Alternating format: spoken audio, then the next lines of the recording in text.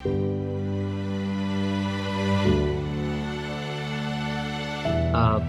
good afternoon to all of you.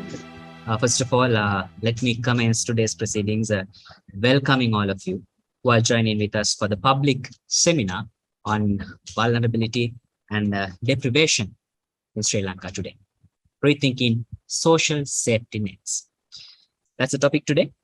So this webinar is organized by the Center for Banking Studies of Central Bank of Sri Lanka as the 6th installment of the public lecture series of the year 2022. So today's speaker is a familiar face for most of you. She's Dr. Anila Bandaranaike, former Assistant Governor of Central Bank of Sri Lanka. Madam, we warmly welcome you for the session. Thank you. Okay. So, well, before moving forward, let me take you through the structure of the webinar and mention some housekeeping rules too. First, the speech by Dr. Bandaranaike will go on for approximately 45 minutes and will be followed by a Q&A session, which would be moderated by Dr. PKG Harishchandra, Director Economic Research Department of Central Bank of Sri Lanka. Doctor, we warmly welcome you too. So, thank you, Kusan. Thank you.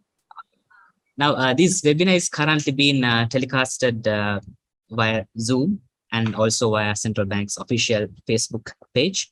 So participants can interact with us and send us your questions through the Q&A option in Zoom. And if you're joined by Facebook, you can write your questions as a comment in the Facebook page too. So we'll be sharing a survey link also to obtain your feedback on the program towards the end of it in the chat box. So a very small survey indeed. So please be kind enough to let us know your opinion through that survey. That's a kind reminder. Now, without taking much time, let me introduce the speaker today, Dr. Bandaranaike to you. Dr. Anila Bandaranaike retired as Assistant Governor of Central Bank of Sri Lanka in October 2007.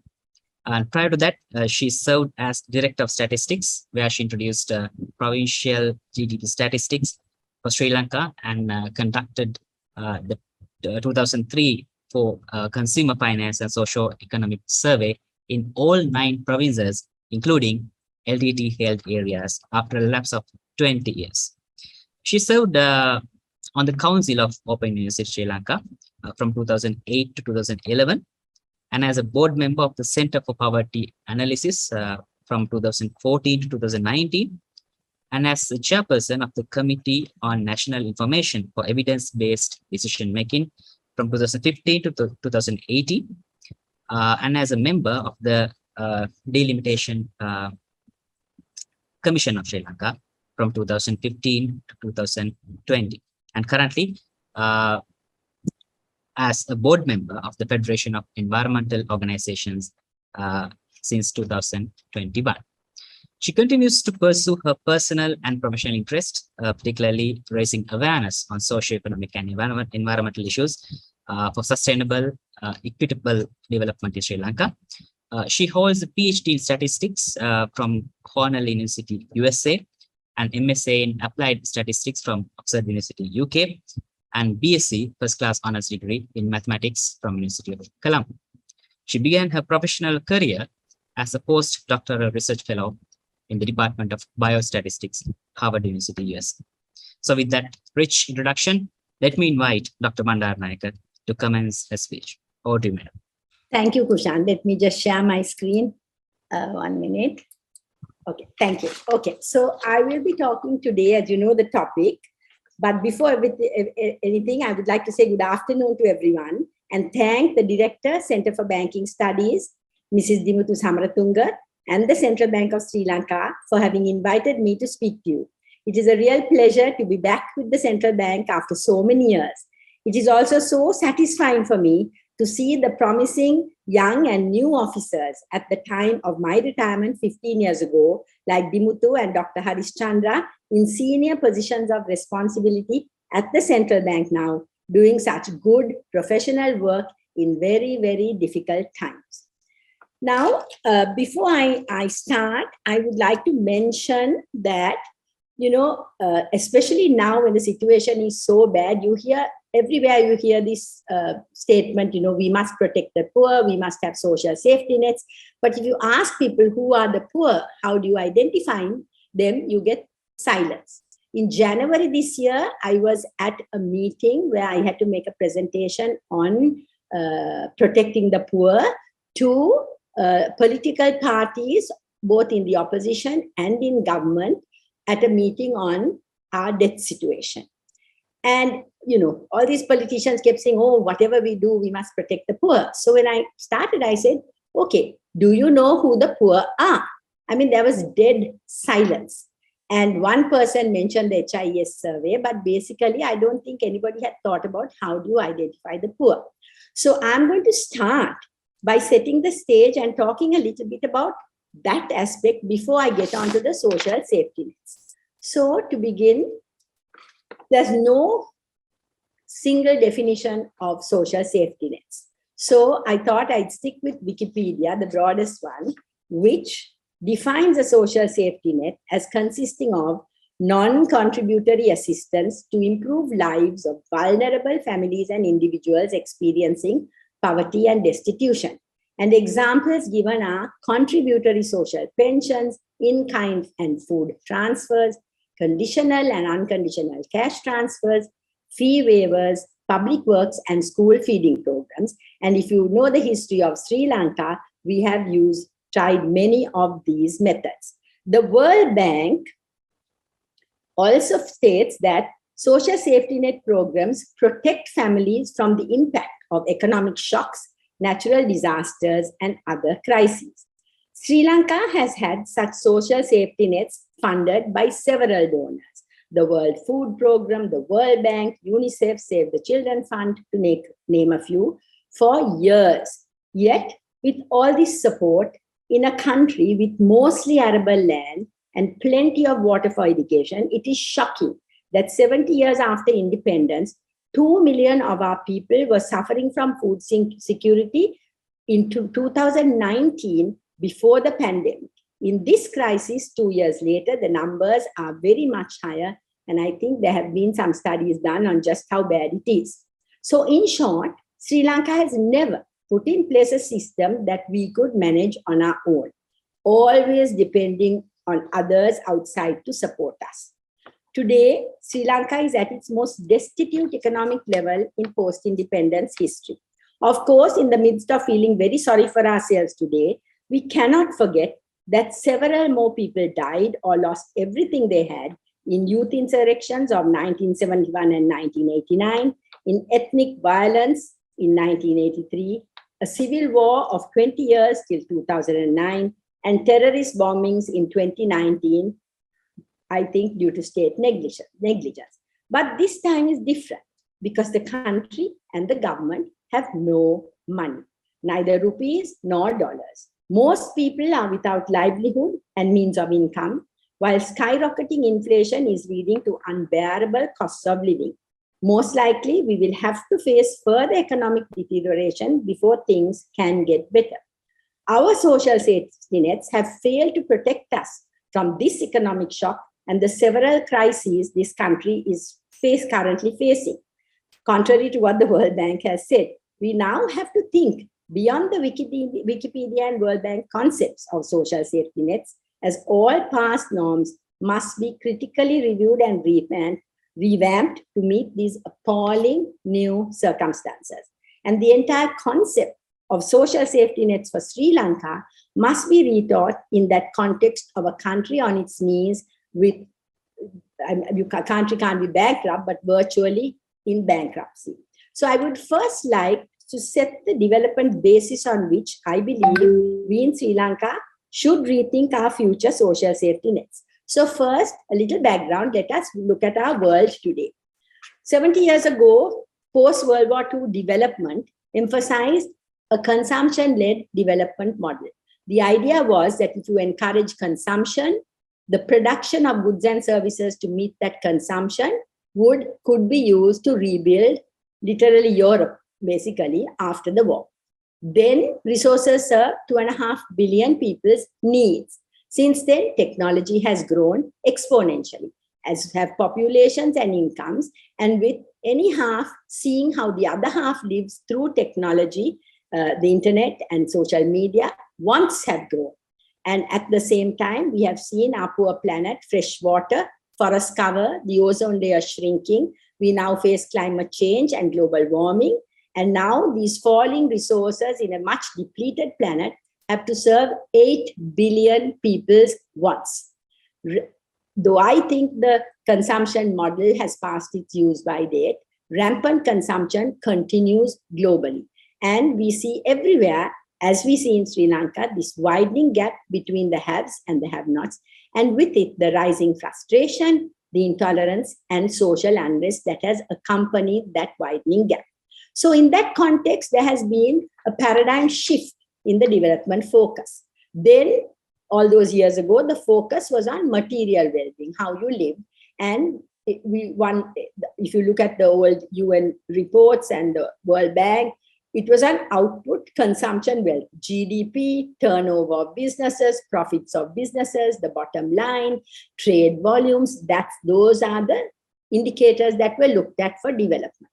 The focus now is very different. It is on the overall well-being of people, their access to education, their access to health, the access to decent jobs and living wages, human rights, gender equality, both in the workplace and in education. And these are now measured by very different indicators, like the Human Development Index as an example, which looks not at GDP, but per capita GDP, and it looks at longevity, how many years you live, and it looks, I think, at education. Sustainable development goals cover all the things I spoke about: access to health and education, gender equality, reduction of poverty, environmental issues, access to safe water, safe sanitation, etc.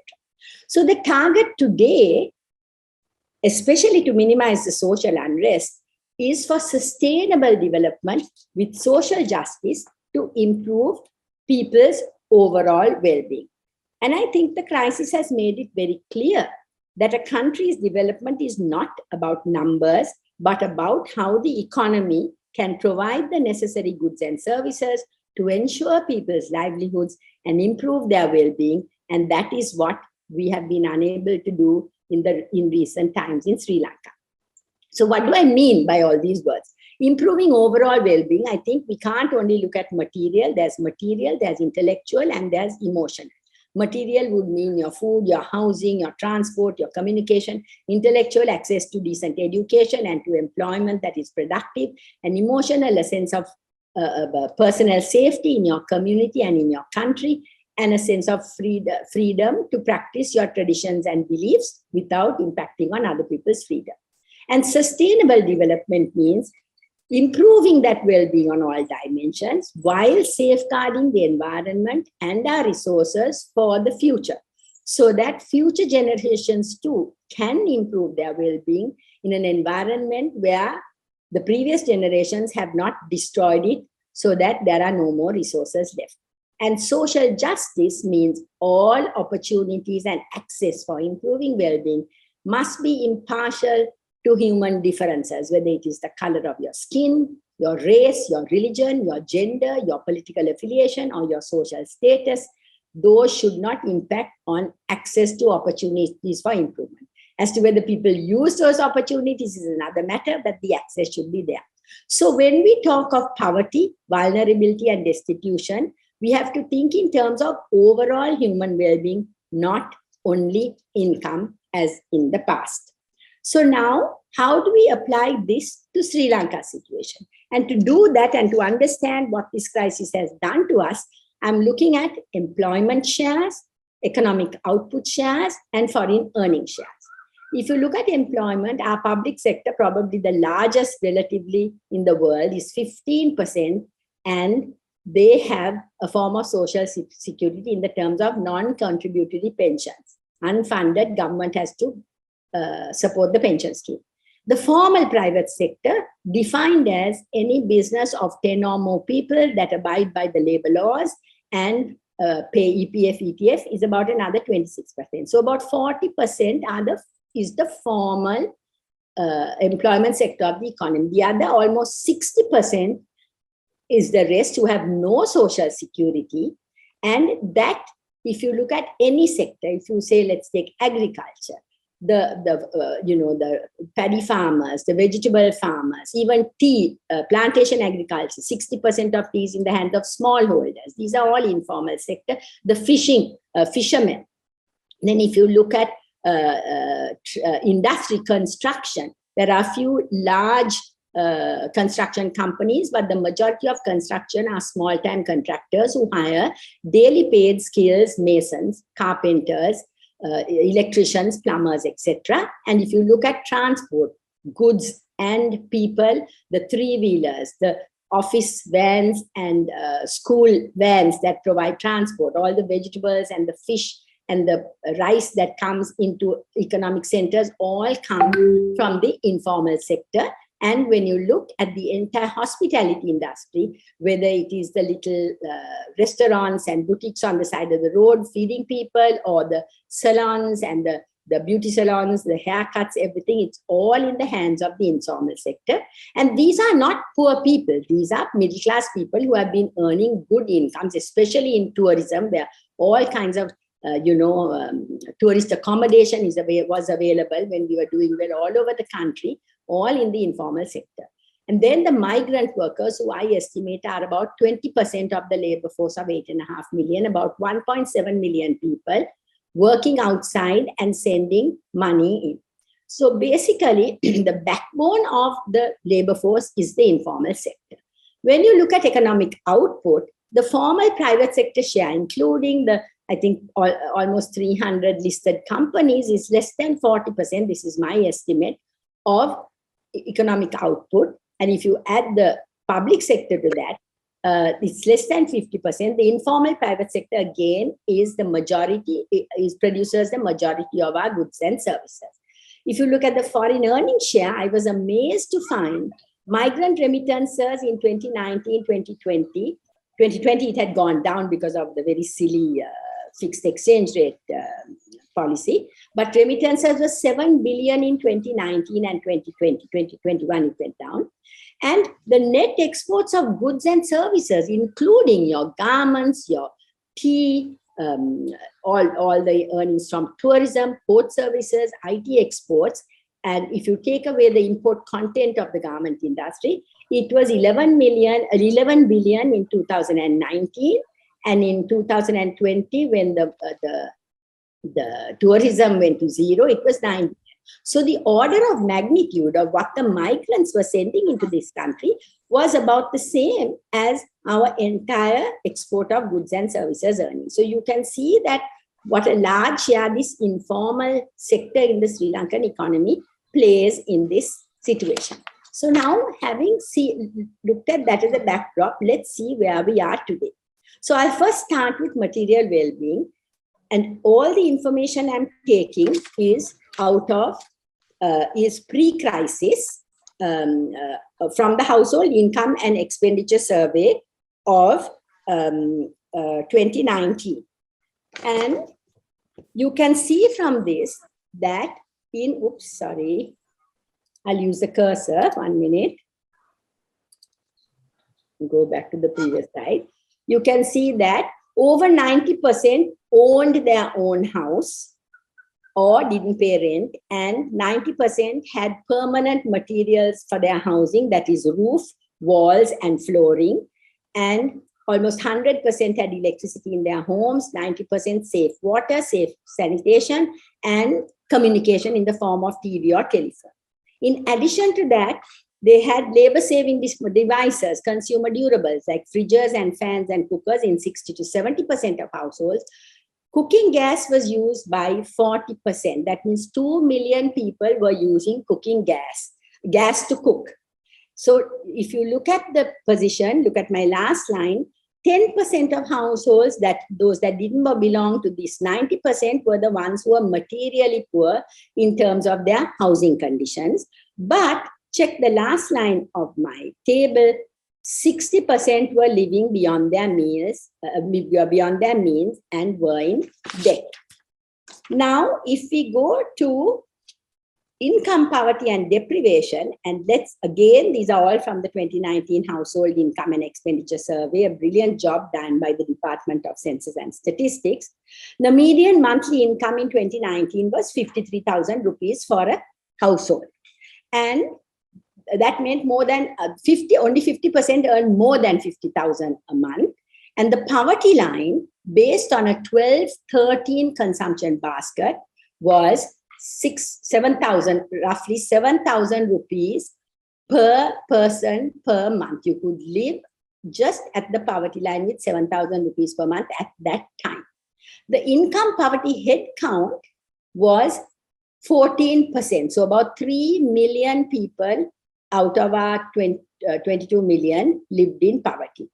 However, the multidimensional poverty head count, which looks not only at income poverty, but looks at health conditions, education conditions, and living conditions, whether you had access to safe water, etc., was higher at 16%.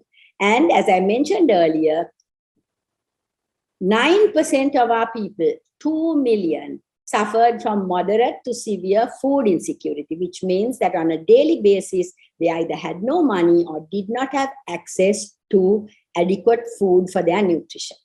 And if you look at my points below the table, you will see there were wide variations across districts. Multidimensional poverty head count was over 40% in Vavuniya and in Nuwara, and 11 districts had 20%, that is 20% of people in multidimensional poverty. Food insecurity was as high as 24% in 1 or 2 districts, and 11 districts had more than 10% food insecure. And there were wide variations in access to safe water, public transport, hospitals, and schools, as measured by how much time it took for the household to get to safe water, to get to the closest bus stop, hospital, or school. So that is the situation we were in. Now, let's see what the government social safety net did during this time. So the social safety net is handled by the Samruddhi or Divinagama program. And in 2021, according to the Central Bank annual report, 1.8 million families. Now, Sri Lanka has about 5 to 5.5 million families. So this is 1/3, 33% of families were getting Samruddhi benefits. Mind you, poverty line is 14%, but 16% even if you take multidimensional, double that were getting Samruddhi. Then let us look at how they were identified. The Welfare Benefits Act put out a gazette in June 2019 using with HIS data with 22 criteria, very sophisticated system on how to identify the poor. It looked at their income, their expenditure, their electricity bill. It looked at health conditions and education conditions. It looked at their living conditions, where they had safe water, safe sanitation, electricity, and it looked at whether they had any assets to support their livelihoods. For example, whether fishermen had boats or whether farmers had tractors. 22 criteria to identify who the poor were. Now, with these 22 criteria, the poor became twice as many as the poverty line said, because of for whatever reason. Now look at this. 23,000 Samruddhi workers are in 14,000 Ramanilladari divisions to look after 1.8 million families. If you do the arithmetic, you divide 1.8 million by 23,000, you will find that there are only 78 families for each Samruddhi worker to look after, whereas a Ramanilladari in 14,000 divisions looks after 5 times as many families. 393. And even worse, 55 billion was the total, this again from the Central Bank annual report, total provided to these 1.8 million families. So if you do the arithmetic, 55 billion divided by 1.8 million divided by 12, each family got the princely sum of 2,550 rupees per month. And mind you, this was against, you needed 12,000, the poverty line is 12,000. If you multiply by 4 for a family, 50,000 was what was needed to to help with the poverty. Here it's here. Meanwhile, migrant remittances brought in, as I said, the 7 billion. And if you assume the 1.7 million workers and 1 worker per family, migrant remittances gave each family 65,000 rupees per month, which was above the poverty line. So basically, and I'm sorry to be so harsh, the sum of the program has been a farce to address poverty, and migrant remittances probably provided that level of material well-being that we see. Now, let's look at other kinds of well-being. Intellectual well-being, which I'm talking about, education and employment and health. Life expectancy, 76 years, as good as any middle-income country. Literacy rate over 90%, enrollment rate, and we have gender equality in Sri Lanka, 95%. And as a result, education in the population is almost 3/4 people have more than secondary education. The dependency ratio, and that dependency ratio, this is very important because I want to show you that the labor force does not reflect the high health and education indicators we have just spoken about. The dependency ratio is the ratio of the non-working to the working age. So if it's for, say, 50%, that means for every 1 non-working, that is the children under 15 and the people over retirement age of 55, for every 2 working, there's 1 non-working, the ratio is half. Now look, the labor force participation rate is only 50%, which means that among the working age, for every 2 working age, only 1 chooses to work, chooses to be in the labor force. So when you combine the 2, for any 3 people, 1 is in the non-working age, and of the 2 who are in the working age, 1 does not work. So you have a ratio of 2 non-working to every 1 working, a 200% ratio of non-working to working. And that, as you can imagine, is a very tough call for people to earn enough livelihoods to support 4 when this is the ratio of non-working to working. Meanwhile, so basically labor force does not affect the health and education indicators. Now, if you look at the unemployment rate, it's only 5%. That looks very good. But it covers a lot of sins, because what has been happening in Sri Lanka is, it's not that the private sector, informal or formal, is expanding and tickety-boo with everybody getting good jobs. The government has been hiring, as you can see with the Samudhi workers, and I'll show you some other startling numbers later.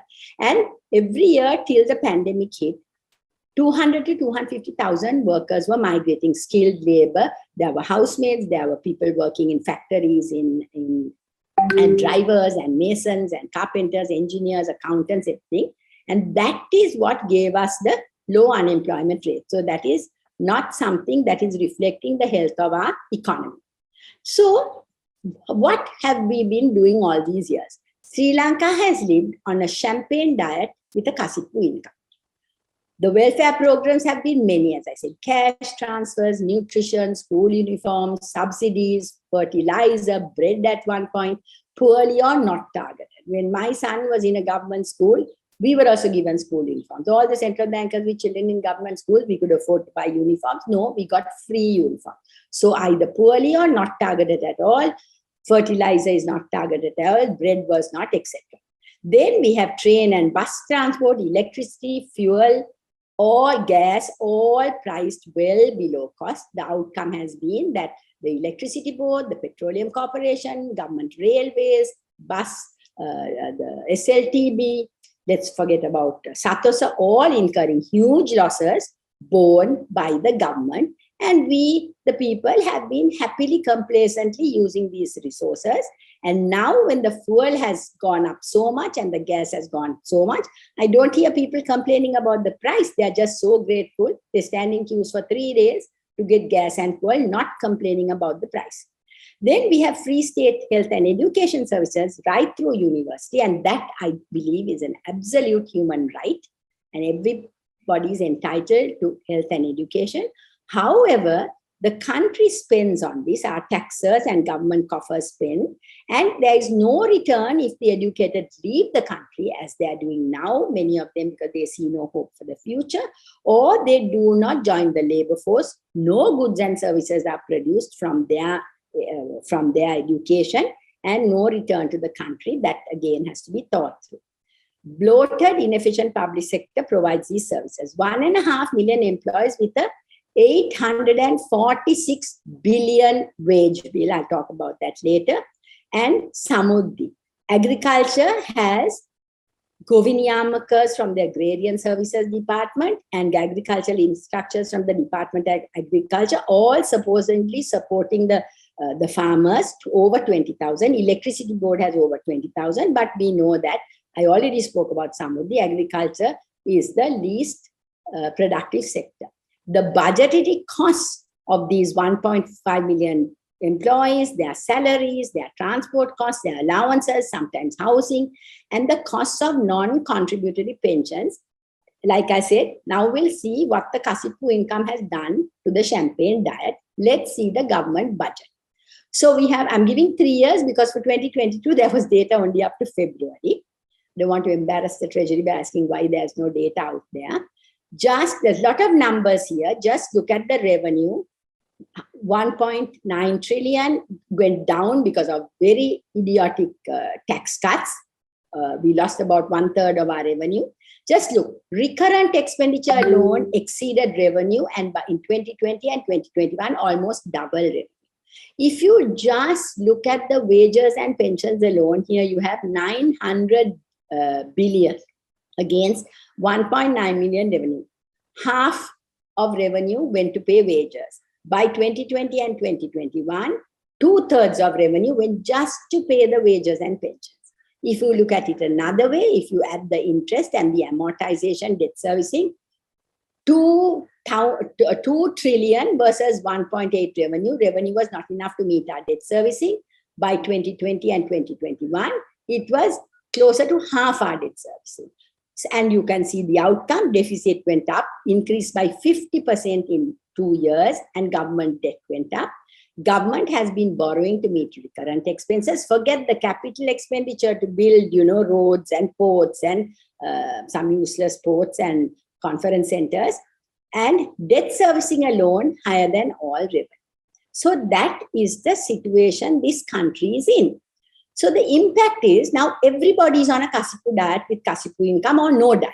Shortages because we have no dollars, or you all know most of these things, but I want to emphasize. Fuel, gas, intermediate inputs, all not there. So employment losses in the informal sector, farmers can't farm because there has been no fertilizer, and even if they farm, they can't get their goods to market, no transport. Fishermen can't fish, no diesel. Construction workers, either there's no cement and no steel, or it's so expensive, people are not building. Transport, there's no fuel, either for goods or people. Tourism and personal services, and either there's no gas to cook in the restaurants to feed the tourists, no transport. So the livelihoods of the 60% in the informal sector are gone. And in terms of economic output, no livelihood, so no output from the informal private sector, and all three sectors affected by no transport because no fuel, because everybody can't work from home, people can't get to office.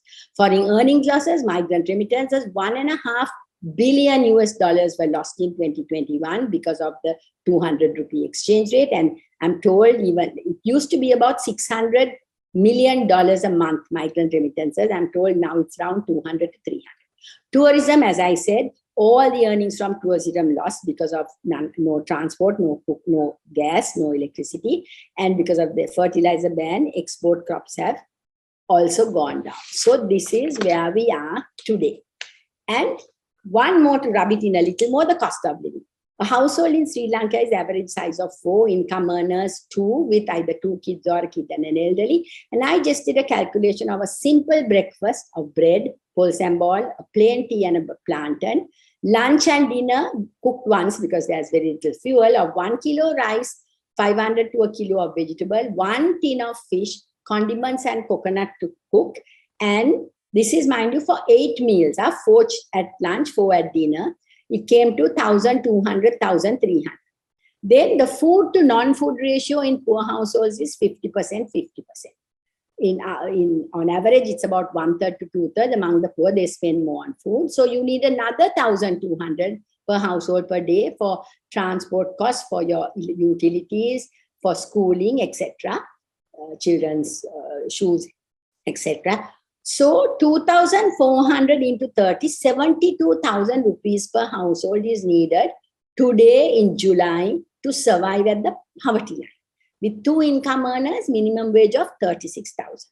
Now, if you take the official poverty line, which was 12,440 for the month of June, that is 50,000 for a family.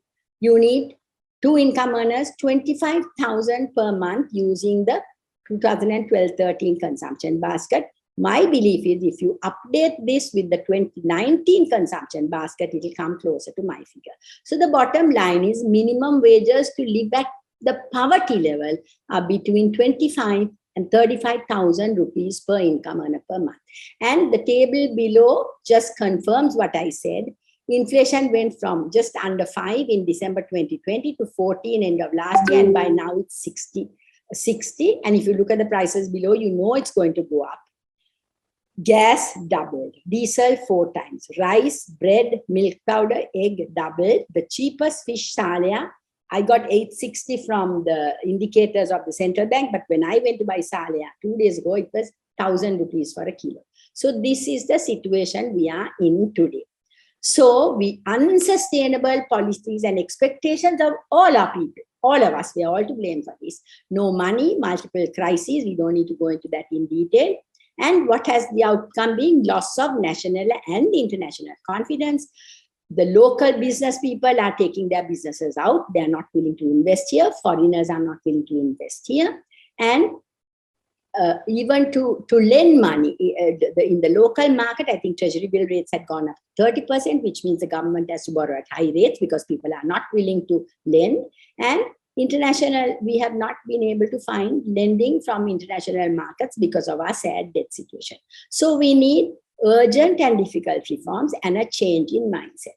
So against that background, I will now talk, that is the background against we have to look at our social safety nets, remembering that vulnerability is not only about income. So in the short term, first thing we have to remember, government has no money, surviving on borrowings. So what can we do? But we can't neglect our most vulnerable, the 10 to 15% who are really deprived. So for that, we probably need to seek the donor assistance of friendly folk like the World Bank and the World Food Program, but set an exit mechanism to ensure that this is transitional, that over time, these people are given a fishing rod to catch their own fish rather than over and over again fish. And I think even the donor agencies will be happy with that kind of approach. Then obviously, you saw what a fast Samurdhi is. Reduce the expenses of the Samurdhi system. Why cannot we use the Gramaniladalis and the primary healthcare and the school systems to deliver nutrition, to deliver the medication and to see the things? Why do we need another layer of 23,000 people that are costing the state so much? So we have to rationalize the delivery system. Then that is for the really vulnerable. Then the lost livelihoods. As I said, 60% of our people who are earning good salaries now can't do anything because of their livelihoods being completely lost. So we need to obtain somehow 500 million per month of US dollars bridge financing for key imports that will allow all those people to get back to work and start earning. I spoke to somebody in the tourism sector. He said, Anila, if tomorrow they bring the fuel and the cooking gas, we can still have the best season ever. People want to travel and they will come. Sri Lanka is such a beautiful country. So this is a huge priority. And then we have to remove the price and wage anomalies, remove all subsidies, let the prices reflect the cost to the country, adjust all the prices, including, in addition to what has been done, what I said, the bus fares, the train fares, the electricity, everything. However, we can't just leave the people now really. Minimum wages have to be raised above the new poverty line. And in the private sector, wages, everywhere, wages to be tied to productivity. It has to be linked. And of course, raise the direct taxes to increase the revenue so that we can meet all these needs. So that in the short term is what I would suggest, targeting the most vulnerable with a donor assistance, but exit mechanism, reviving the lost livelihoods. And if the livelihoods are revived, then more goods and services in the market, supply will be greater for demand, and prices could come down. And of course, the anomalies have to be moved, because we cannot go on forever on this champagne budget with the Kasipu diet. Then in the long term, first let's look at livelihoods and incomes. Think fishing rod, not fish. Eliminate that dependency. Everybody is looking for a handout. Even the big businesses always asking the government to, forgive the debt, tax breaks. I mean, that period is over. We can't afford it. And we have to raise that 50% of labor force participation to meaningful jobs. And I'll speak a little bit more about that, because we have only 30%, 35% of our women are working. Why? Because the public transport is bad. They can't get to work, or the cost of childcare and elderly care is too much for the earning they can make. So we have to have higher wages and create a situation where more women will join the labor force. Then sustainable development, innovation, entrepreneurship, startups. I know of young people who don't belong to the formal private sector, who are making money hand over fist through innovation and entrepreneurship and startups all over the country. And that has all got killed because of this situation. And gainful employment, as I said, for women. Then we have to think school curricula, because you have to encourage the analytical thinking, because there's not enough, there's a lot of rote learning, lot of regurgitation of facts, whereas people have to be problem solvers, and they can't, be waiting for government jobs doing nothing, in half these government organizations. They have to be able to think and work for themselves and produce. Financial literacy must be there, because we know that all over before the COVID, you would see restaurants popping up, little shops are popping up, and after a time they close. Why? Because there's no feasibility study done. The man next door is doing a successful business. Another man starts the identical business, and then there's not enough of a market for either, so both go under. No financial literacy. And communication skills. How much more people can earn in the tourism industry or in the IT sector if we had better English and IT training and computer literacy in our schools. So that's another long-term thing. And private sector engagers. One is decent wages linked to productivity, and the other one is the updating of these archaic labor laws. I think the Shop and Office Act has working conditions for women like from the 19th century. It's kind of, it's bizarre. It's so old, that act. And even the TEWA, Termination of Employment of Workers Act, which doesn't allow you to hire and fire. So without looking after the workers' rights and creating a law that allows hiring and firing on reasonable grounds, what does the private sector do? It circumvents the law by hiring on contract, so that if the worker is not good, you just don't renew the contract and you overcome these archaic laws. The private sector has to engage the management with the workers and the government and get these archaic laws changed so that you can have gainful employment. And then that's on livelihoods and incomes. Let's look at other types of vulnerability and deprivation. What are the types? Food insecurity and malnutrition. Safe housing, safe sanitation, safe drinking water, safe cooking fuel, and access to public transport, to healthcare and schools. So think programs to address food insecurity. Sustainable nutrition programs can be done through the maternal and child health clinics and through the schools. And I'm saying this because I'm currently involved in a school meals program, and what a lot I have learned about what can be done if there is a commitment. Then planting material for food gardens in schools and homes. Department of Agriculture should be, I must tell you, I've been trying to grow vegetables at my place. And I went to 3 different government-owned agriculture planting material shops. And in all 3, among 3, I got 1 packet of Bandaka seeds, 1 packet of Karavila seeds, and that was it. They had nothing else. So at a time when everybody is trying to do some, small home agriculture, home gardens, the agricultural authorities do not have material to give us to go ahead. So you can have programs that can address the insecurity and the malnutrition. And surely in a country like Sri Lanka, you should have zero malnutrition and zero food insecurity if we use our natural resources. Then programs to reduce regional variations in access. To save sanity, it's only 10% that need this. To public transport, to healthcare, and to type A and B schools. I don't even want to get into education. 10,000 schools in the country, of which 3,000 schools have less than 200 children.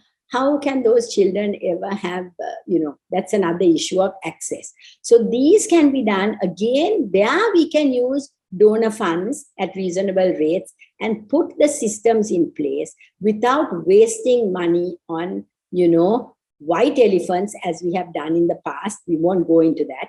There are programs that can be done to reduce the regional variation. We have done a lot. The B roads in this country have improved tremendously in the last decade, but more to be done so that 10% we saw in multidimensional poverty, now it must be 25% with the crisis, can be addressed. So those are the long-term things we need to do.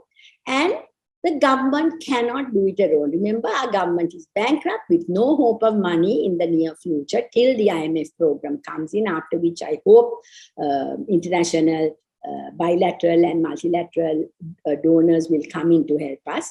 So we have to help ourselves. And for that, the corporates and individuals can organize and promote, because unless we do this now, we can't wait for everything to fall from government hands. We can see where it has got us. Sustainable nutrition programs in schools, sustainable community-based food security, again, creches and daycare centers that will enable women to get into employment and earn something for their households. And elderly care, I forgot, we should have creches, daycare, and elderly care. Sustainable community-based ecotourism. I'm involved in a project like this through my environmental group. And that too, to raise female labor force participation. English and IT classes in vulnerable areas to raise employable skills. Think, provide fishing rods, not fish. And I think a lot of corporates can do very, very solid CSR programs of this kind, where many of the companies have their factories outside of Colombo, not in the periphery. And even if they have their factories in the periphery, there are very poor schools in urban, congested, low-income urban areas where you can link up with the school and provide the resources for these kinds of programs. So then you reduce the malnutrition and you reduce the food insecurity.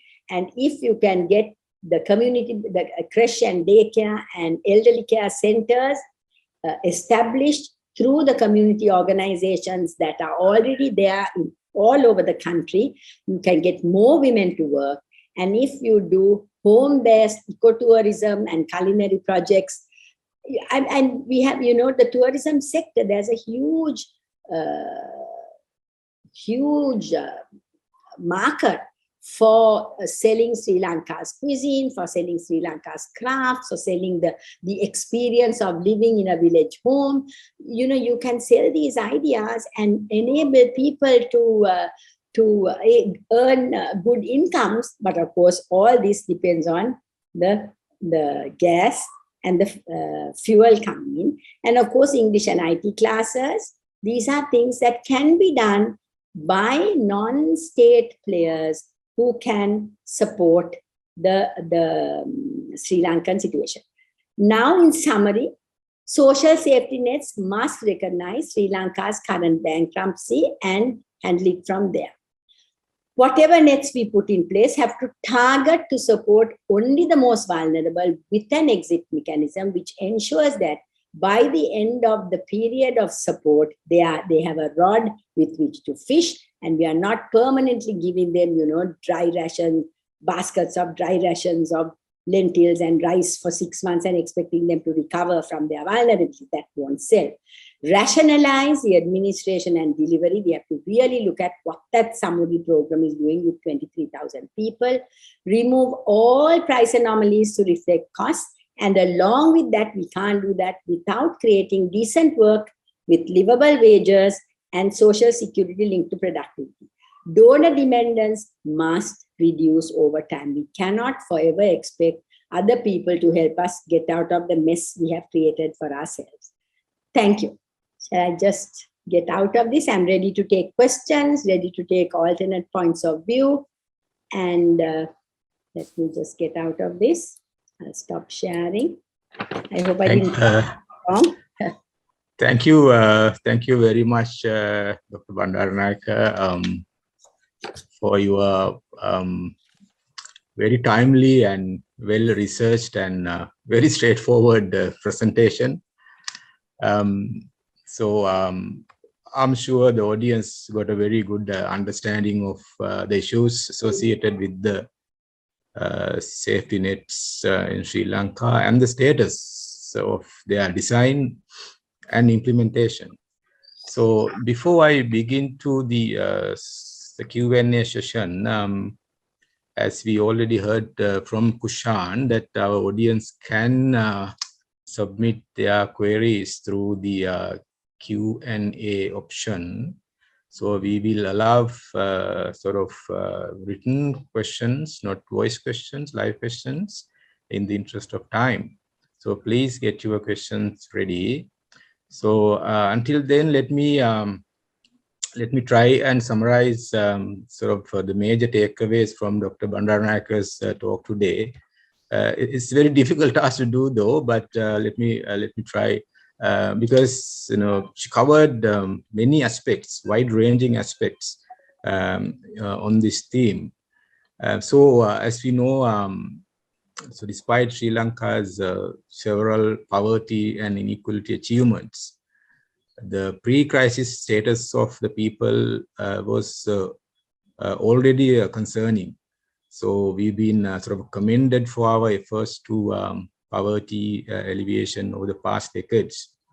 But so there are some growing concerns that many of these expensive achievements are likely to have been somewhat reversed in recent times.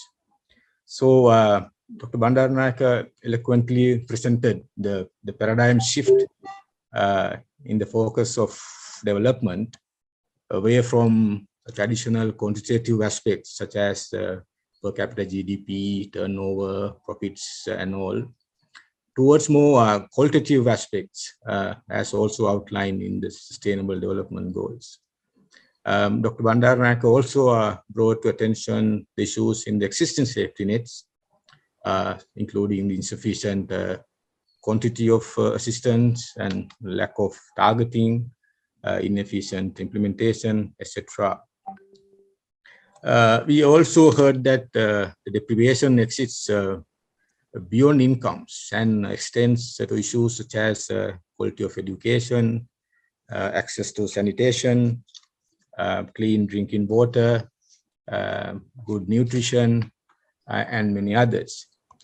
Also, Dr. Bandaranaike rightly noted that going forward, considering the limited fiscal space, the government won't be able to entirely finance such safety nets, and we will need to seek some fresh resources or some financing assistance from multilateral lending agencies. I think the government has been able to secure some of this assistance so far. So going forward, I think we need to capitalize more on that because the fiscal space is very, very limited at the moment to provide this much needed assistance. So this situation, all in all, will require us to rethink these safety nets, and also by focusing on an effective targeting of such measures and development of new initiatives that are not reliant on government budget to ensure efficient and sustainable outcomes going forward. So I would like this phrase that Dr. Bandaranaike used, the champagne versus Kasipu budget and giving a fishing rod. than the fish. So effectively, the focus now ought to be providing people an opportunity to some safety ropes that can pull people out of poverty than to focus on safety nets.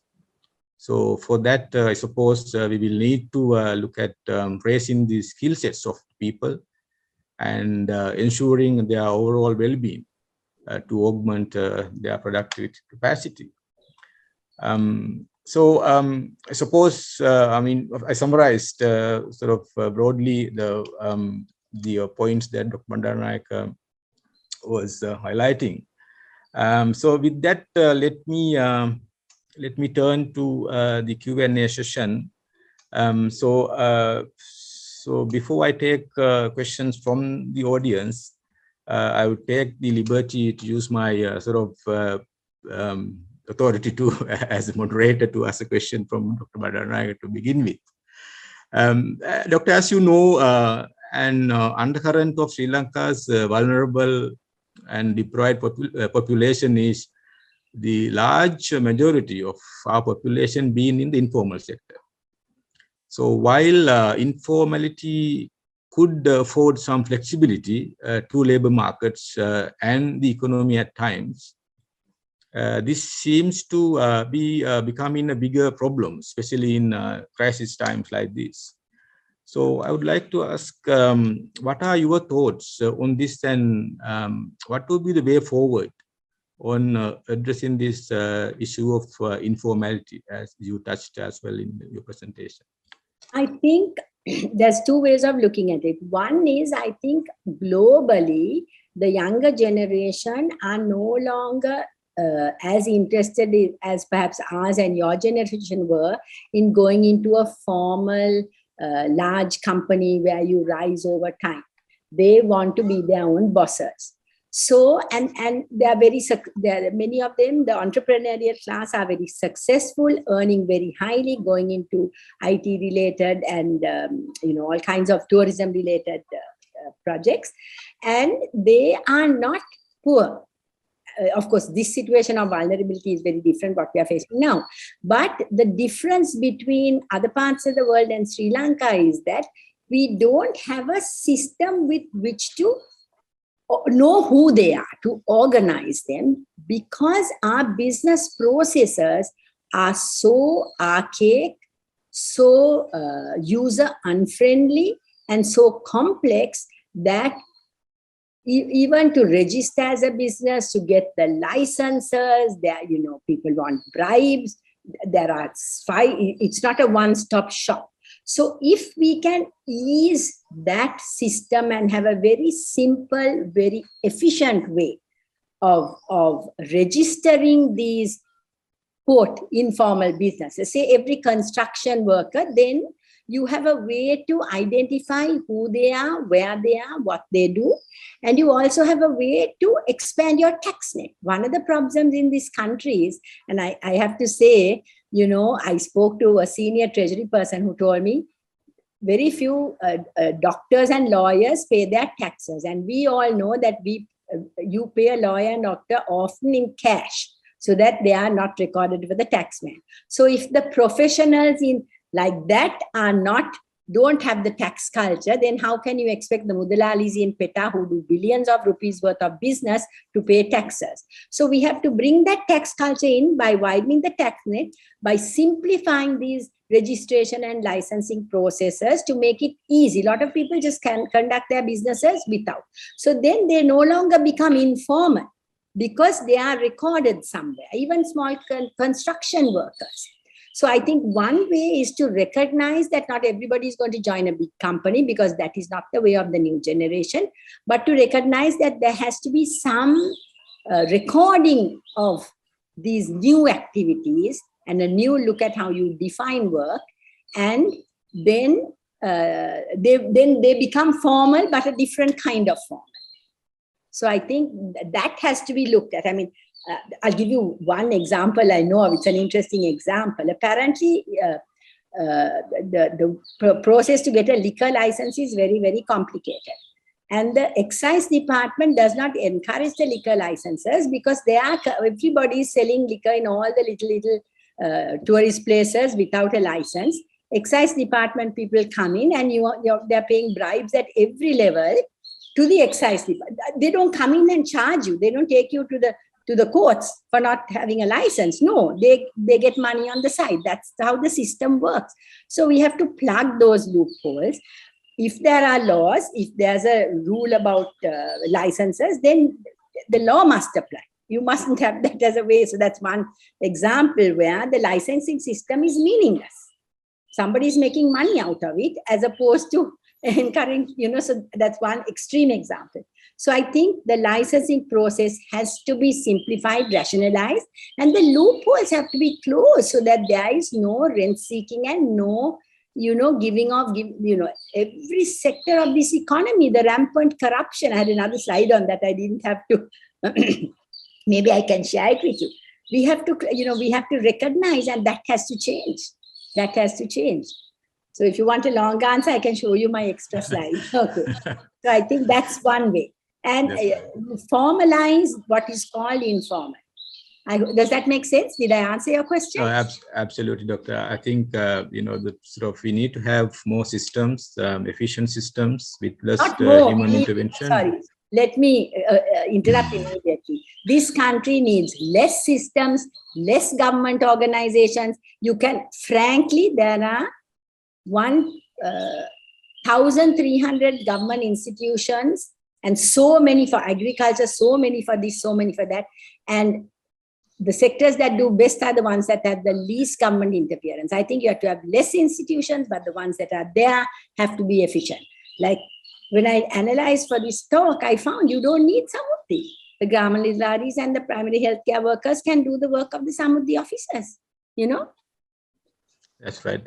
When I refer to system, Doctor, now it's more like with some use of some technology, digitalization of processes, yes, and of that sort.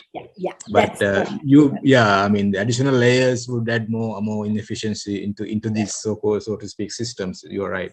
Yeah, but also I'll just add one thing from a recent example. Now look at the digitalization and the registration system for fuel. I mean, it is not working because the three-wheeler, 2 months the government did nothing. Three-wheeler drivers got used to standing in a line. They're all selling the petrol, not all, most of them at 3,000 rupees a litre in the black market. They have 2 months. It only took 2 months for them to work a system that gave them more income than plying their three-wheelers for transport. Now the government can't break it. The government can't break it, and this digitized system with the registration is not working. So, even if the system is there, I mean, I see there's policemen, there's Air Force, Army, all hanging around the stations, and the three-wheeler drivers are running the show. You have to have discipline with the system. But you're right, digitization is one way to, and you can do it through a very good administrative system that we have. The whole Gramanidal system can be done. You're right. Yeah. I mean, let's not lose the hope of, digitization would really, these are like, I suppose, not normal times, under severe shortage of fuel. I can't think of any system that would properly work. Yeah. But,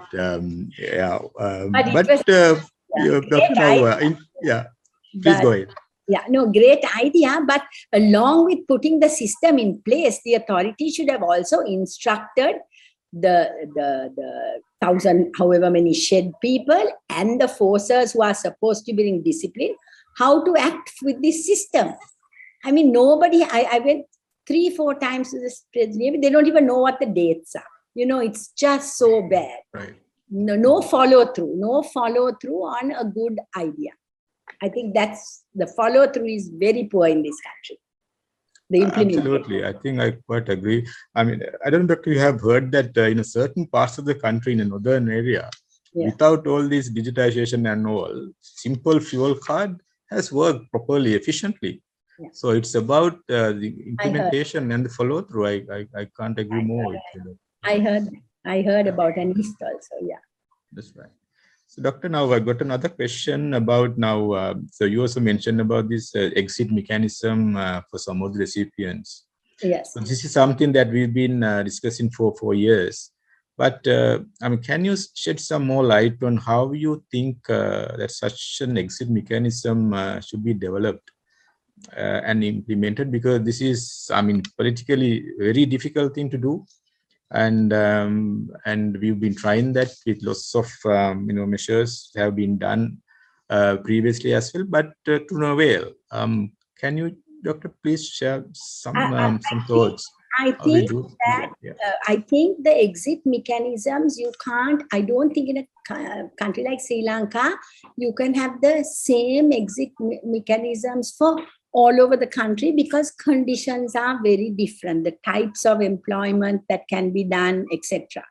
But I think there needs to be somebody. I mean, let's see, one idea would be where in today's world there's a lot of interest in the environment.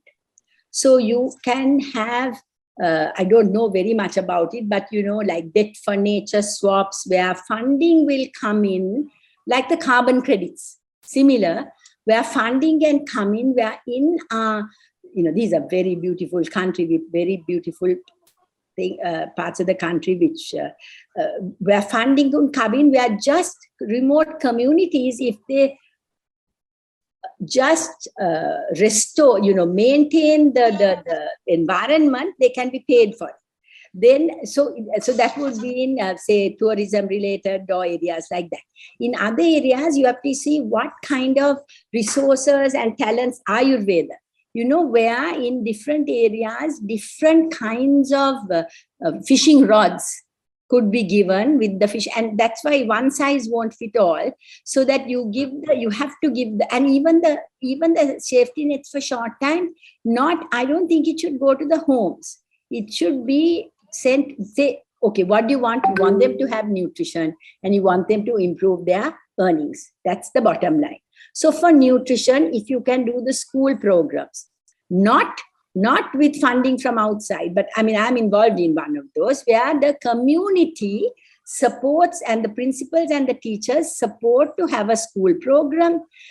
We are trying to do something where it's a follow-up with a little farmer program, where the schools, these are remote schools which have land, or they don't have, with a sustainable food program where the food is from the area, so that the nutrition and what the social safety net gave, like the handout, you don't give cash, you give it in the form of nutrition, health, supplements, etc. At the same time, looking to see what kind of economic activities would bring in returns. And in today's world, especially in Sri Lanka with tourism, there are so many things that can be done, all over, that can earn good income. I mean, I go to wild places in retirement, and it's amazing what young people are doing to earn money through, tourism-related activities.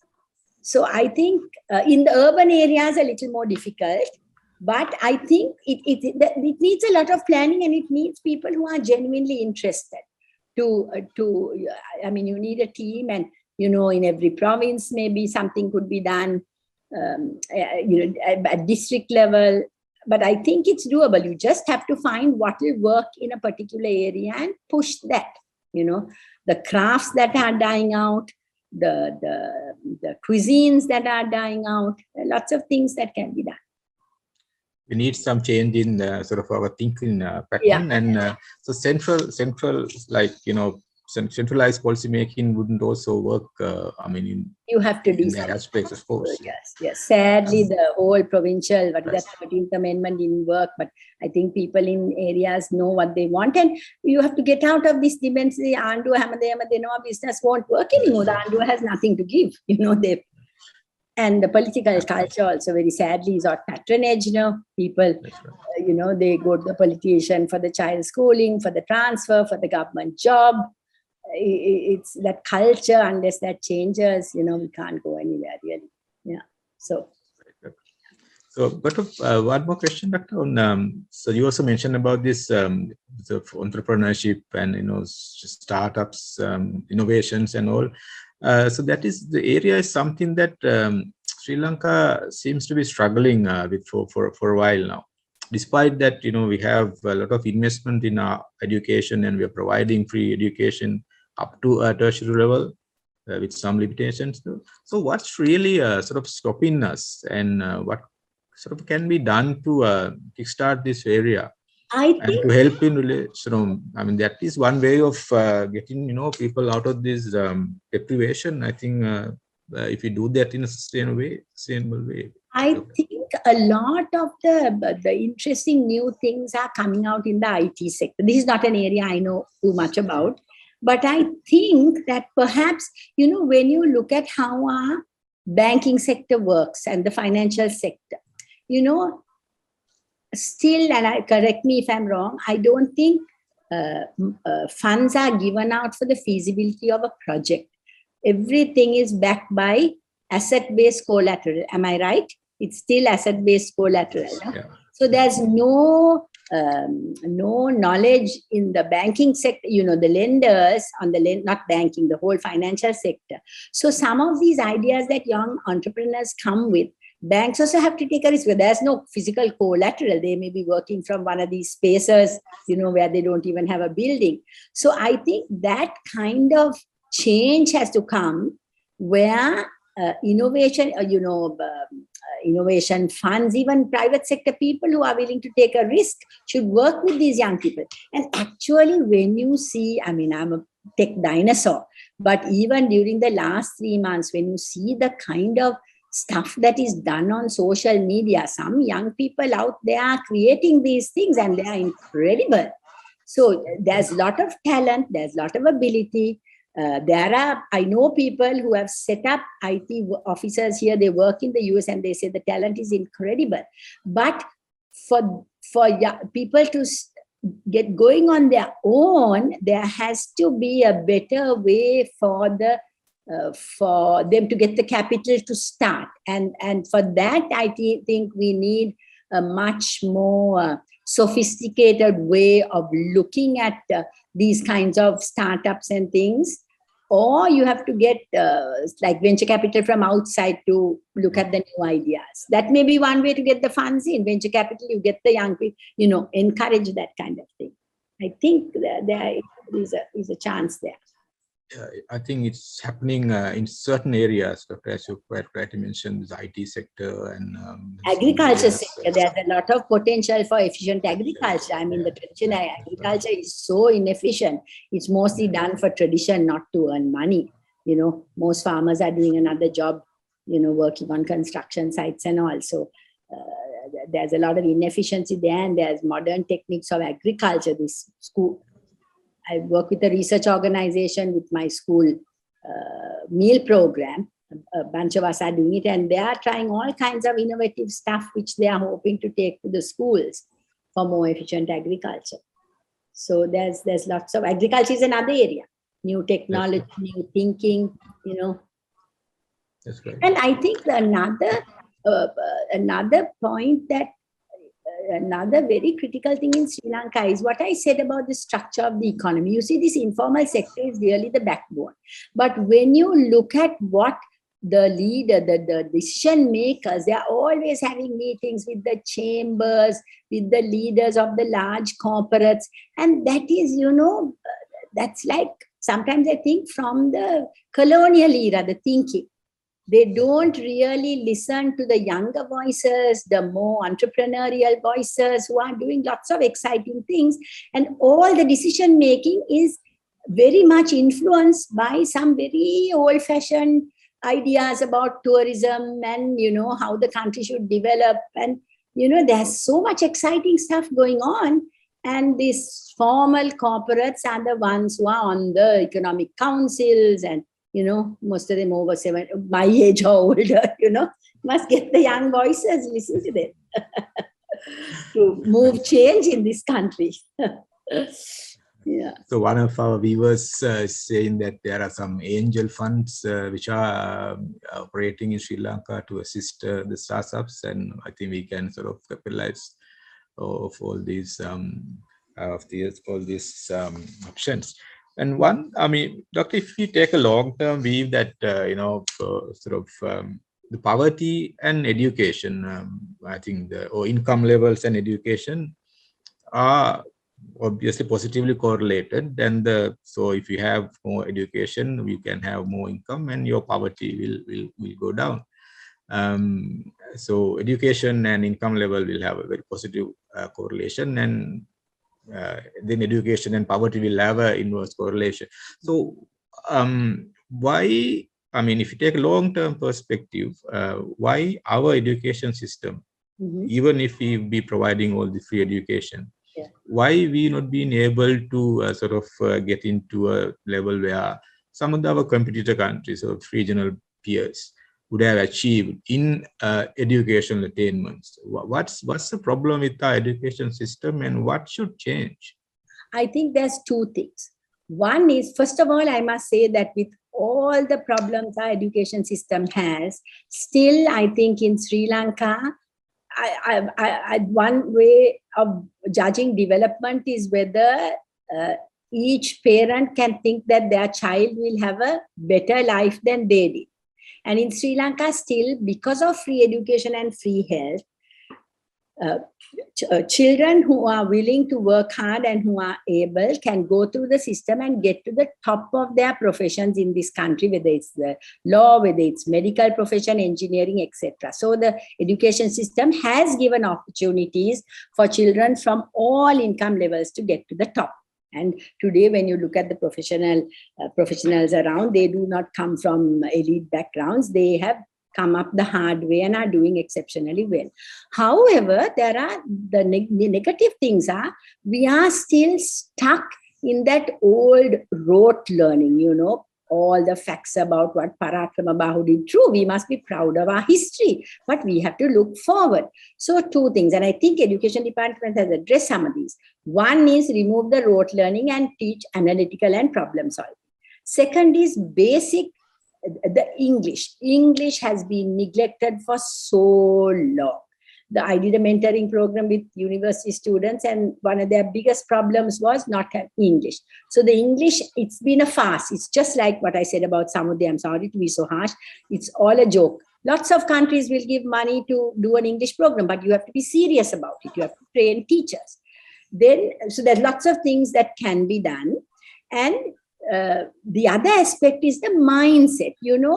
Parents are pushing children to do medicine or law or engineering without allowing children to do. And today's world, there are so many options. So that is another problem. And going into a government job, it must be made clear that the government pension, by the time a senior civil servant retires, that pension has deflated so much with inflation that it won't even cover your electricity bill. So this having a pension is a crazy and easy way out to go and work in a government job, 1.5 million people, completely bloated.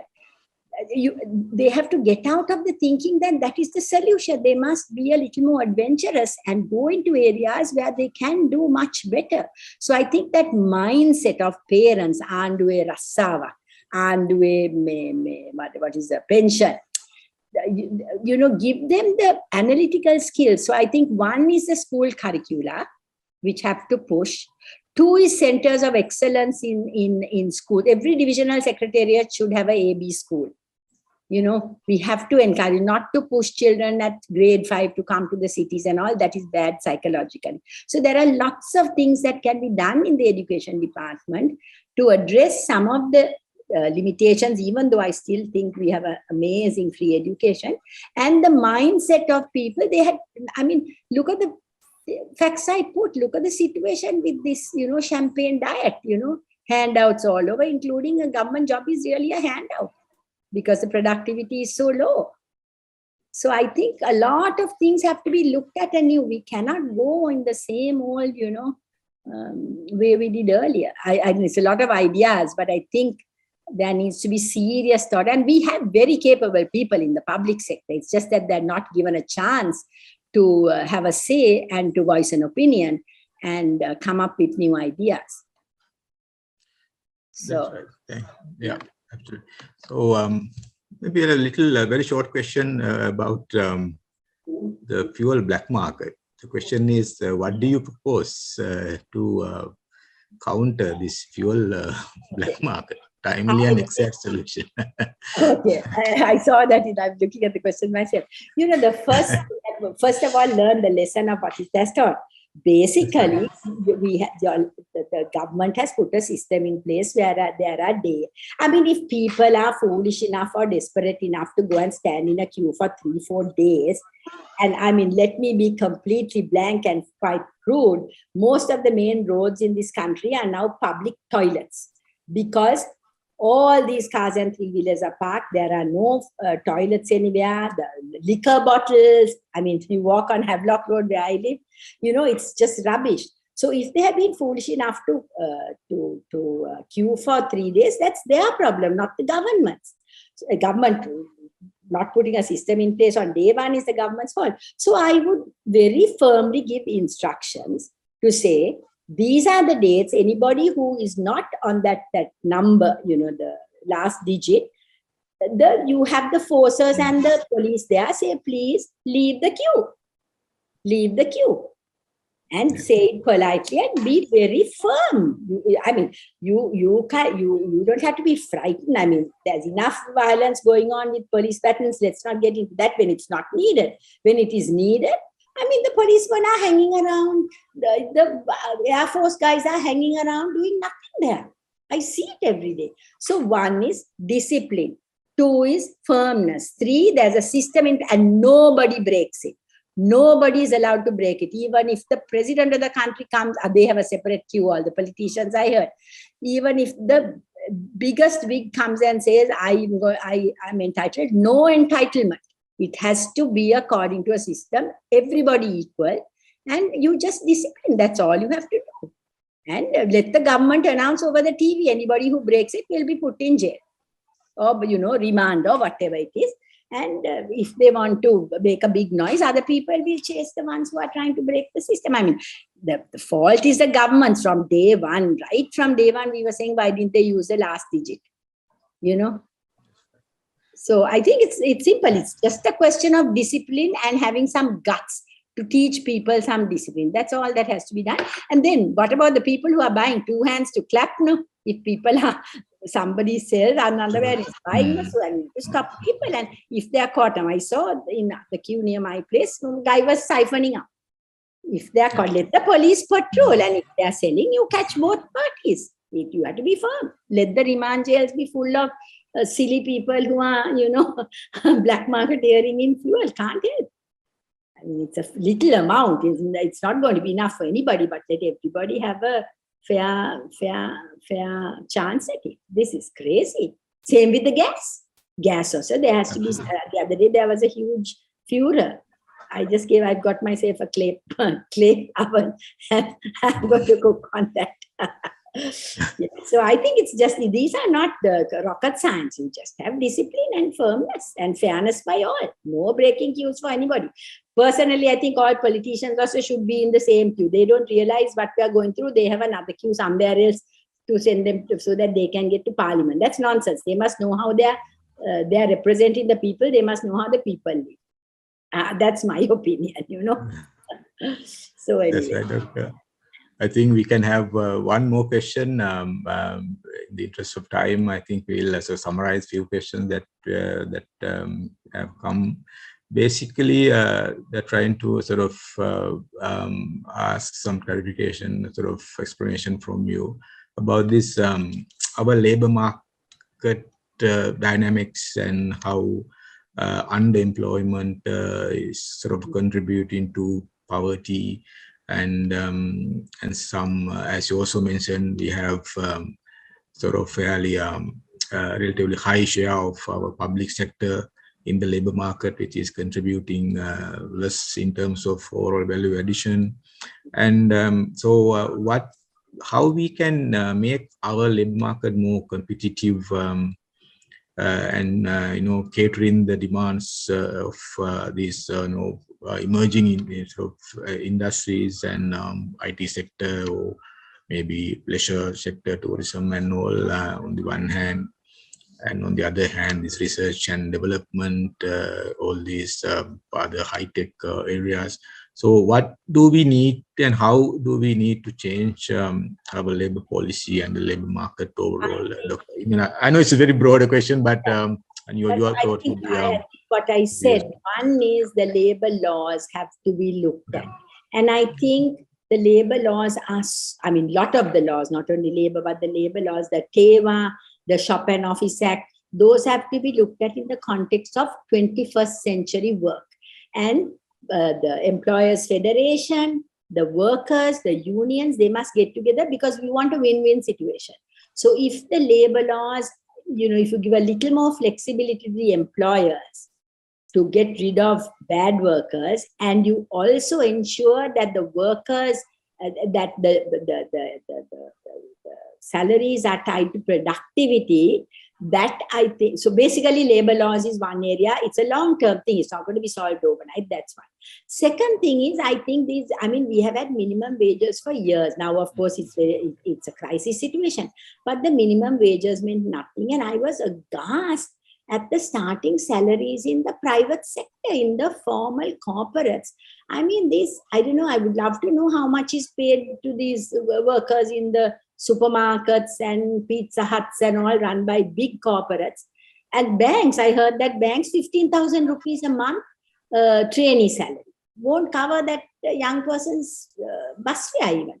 So the private sector salaries have to be linked to productivity. It can't be a one-way street. It has to be linked. And that is something the workers, and it can't be confrontation. It cannot be them versus us.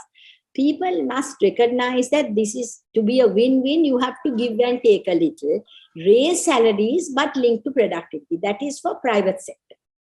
Because in the informal, what I call the informal sector, because I know people have been there, highly efficient systems, well paid. Now I'll give an example. All the big hotels wanted government to give handouts. I know small hotels that ran very efficient systems. After COVID came, for 2 years, they paid their workers on the profits they had made. So there are ways to make it efficient. So private sector, one is looking at the big picture. And I think there has to be a recognition in our corporate sector that, again, it's tied to that consumption model. You looked at the client, you looked at the shareholder, and you looked at the client and the shareholder, right? Now, and then what happens is, when if you don't share it with the workers are leaving. They can get jobs elsewhere. So it's not from altruistic reasons. I think corporates have to look at the big picture. I'll give an example. During this time, COVID, I have a few shares in things.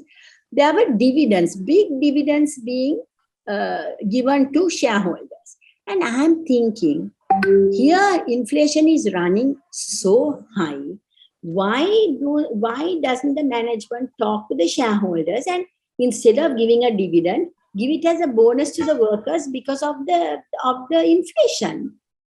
Because most, especially the privately owned companies, family owned, big dividends, they're doing well. You can see the thing. Some thinking where the workers are considered as part of the operation, not as a feel-good, do-good factor for your own survival. Otherwise, the workers will leave.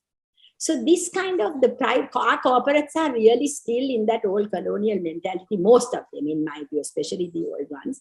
So that's one. And in government, this, especially the political culture, we cannot sustain the size of this government.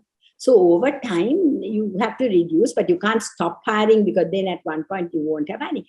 This has to be looked at, and I think workers have to take a cut somewhere, and certainly the pay tax has to come in, because a lot of people in government are doing second jobs because they have time to do it, So I think these are very deep questions that have to be looked at the base, and I think it is now the job of the bureaucrats to get together, sort these out, because the politicians seem to be helpless and in another, they're in a parallel universe. You can see from the happenings in the last few months, they are in their own world, competing with each other to jump into the seat in 2 years. The bureaucrats, like Yes Minister, the senior, we have very good bureaucrats. We have very good experts. You can hear them on all these programs in TV for the last 2 years. Get groups together, central bank and initiate, get ideas, get younger people, and come out with ideas to sort these problems. New thinking, and recognizing that the political process is a failure, is not delivering democracy. I don't know what it's delivering. It's got us into this mess. You can't only blame the last government. So I think the bureaucrats and the people and the private sector have to get together and move this country forward. That's the only solution in my view. Let the parliament do what it wants. Thank you.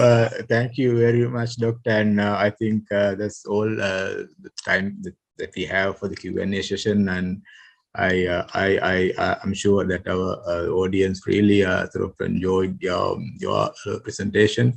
And I can see in the responses that have come in the Q&A sort of comments box. So so I personally enjoyed a lot. Always good to have chat with you, and you can speak almost, given any topic that you can speak for hours. That's what I have. And thank you, Doctor, very much. And I think, Kushan, I would like to hand over the floor to you to wind up the session. Thank you for having me. Thank you for having me and for listening to all my long rants. Thank you. Yes, thank you very much, Dr. Harishandra, for moderating the Q&A session. A very interactive one indeed. There were a number of questions, even though we couldn't answer all in the best interest of time. However, we will forward those to Dr. Bandaranaike and opposition, so try reaching you again. So with that, we have reached the end of the public seminar. Before the closure of the event, on behalf of Director of Central Bank Studies, let me express my sincere gratitude to Dr. Bandaranaike for accepting our invitation, spending her valuable time with us and delivering this speech. We sincerely believe the speech was an excellent source, force us to rethink on the concept of social safety net, and also there was a number of structural attitude changes that we need to work on. That was very well taught. So, and again, let me thank Dr. Harishandra for moderating the Q&A session. Finally, thank you very much to all the participants who tuned into this webinar today. And we really appreciate that your presence. And apart from that, we got responses to the short survey as well. If time permits, send us your response as well. With that, I'd like to end the webinar. So keep in touch with us for joining our upcoming programs. There'll be a number of programs in upcoming months. Keep in touch. Thank you once again and have a pleasant evening. Thanks all of you.